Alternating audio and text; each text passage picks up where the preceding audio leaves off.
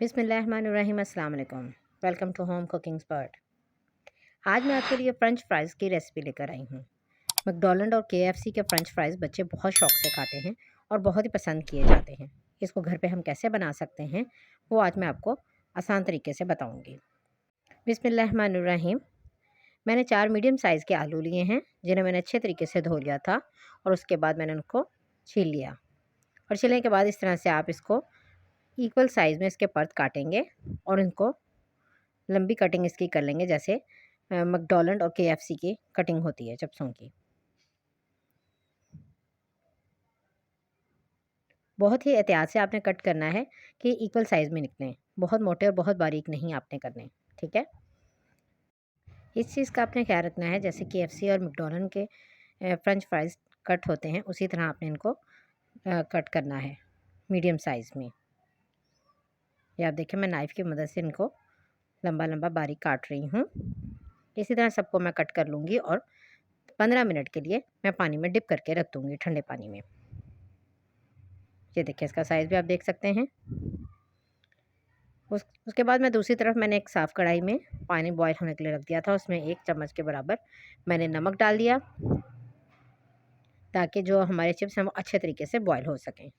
जब पानी अच्छे तरीके से पक गया, तो जो हमने चिप्स कट करके रखे हुए थे, उनको मैंने पानी से निकाल कर इसमें डाल दिया है। इसको तकरीबन 5 से 7 मिनट लगेंगे पकने में और उसमें ये हाफ़ डन हो जाएँगे। आपने फुल इसको कुक नहीं करना, बस आपने इतना रखना है कि थोड़े से वो कहते हैं जैसे कच्चे पके रह जाते हैं ना, उस तरह हो जाएँ। इसको हाफ़ डन हम करेंगे, ठीक है? तो ये देखिए, मैं चेक करके भी आपको दिखा रही हूँ एक, बिल्कुल हल्के से ये नरम हो गए हैं। अब इस स्टेज पे हम इसको फ़ौरन निकाल लेंगे। फिर मैंने एक साफ़ जो कपड़ा लिया था एक, उसके ऊपर ये मैंने सारे फ्रेंच फ्राइज़ जो हैं उस पर डाल दिए हैं, ताकि इनका कुकिंग प्रोसेस जो है उसी वक़्त रुक जाए, ठीक है? और इसको हम तकरीबन 10 से 15 मिनट के लिए ठंडा होने के लिए छोड़ देंगे।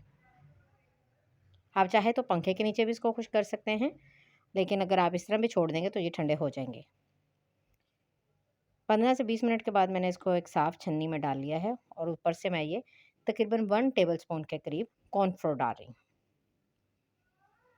मैदा नहीं डालना, कॉर्नफ्लोर डालना है, ठीक है? और उसको डालकर इस तरह से मैं टैप करूँगी, ताकि वो सारी तरफ अच्छे तरीके से लग जाए, कोट हो जाए।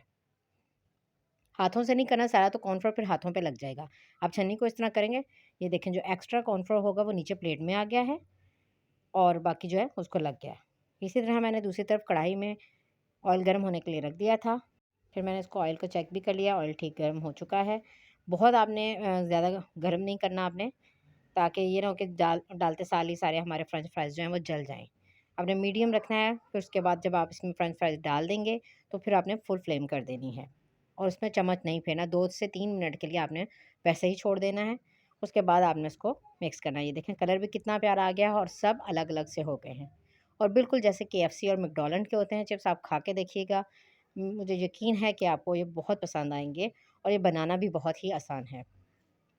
इसी दौरान मेरी आप लोगों से रिक्वेस्ट है कि जो लोग मेरे चैनल पे नए हैं, वो मेरे वीडियो को लाइक करें, शेयर करें और सब्सक्राइब करें और साथ लगे हुए बेल आइकन को ज़रूर प्रेस करें, ताकि उनको मेरी हर आने वाली वीडियो का नोटिफिकेशन सबसे पहले मिलता रहे। ये आप देख सकते हैं, मैंने फिर सब जो है फ्रेंच फ्राइज़ जो हैं ऑयल से निकाल लिए हैं। ये आप देख सकते हैं कितने ज़बरदस्त हैं, बिल्कुल भी ऑयल नहीं है इसमें और बिल्कुल ड्राई बने हैं, जैसे कि केएफसी और मैकडॉनल्ड के हम लोग खाते हैं।